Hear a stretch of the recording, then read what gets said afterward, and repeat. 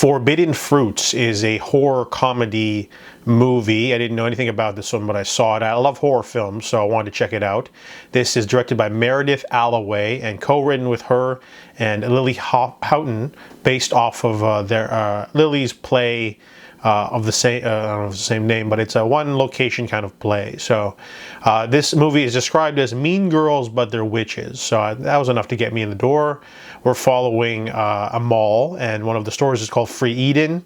It's a very cliquey, hard place to work. The girls that work there are all named after fruit, and they notice a girl working at the pretzel place.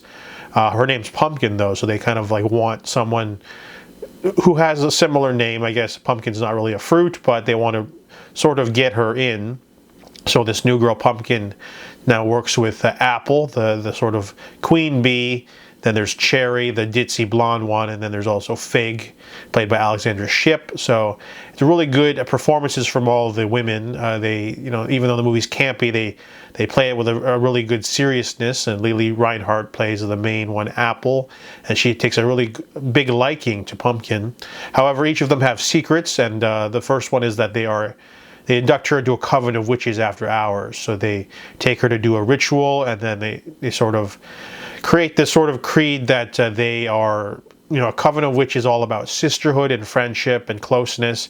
However, all of them have little, hiccups and personality quirks and secrets that they're hiding from each other. And when Pumpkin finds out about what happened to the last girl, ends up being a sort of conflict, and then things get serious when black magic is involved. So this movie is a delight. The dialogue's razor sharp. It's definitely going for a Mean Girls or Clueless kind of thing.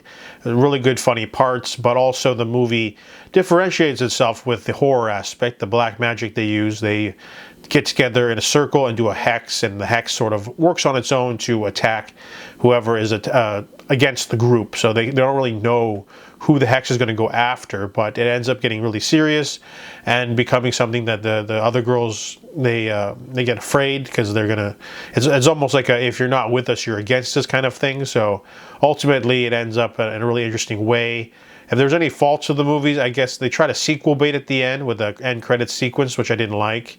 But overall, the movie's really strong. It's a really dizzying little concoction that's really fun. It's low stakes, but it's also like really well directed. I mean, there's a scene with Apple just opening up the store, and the camera will sort of be treating her like a runway model, and the music's so ominous and really well done.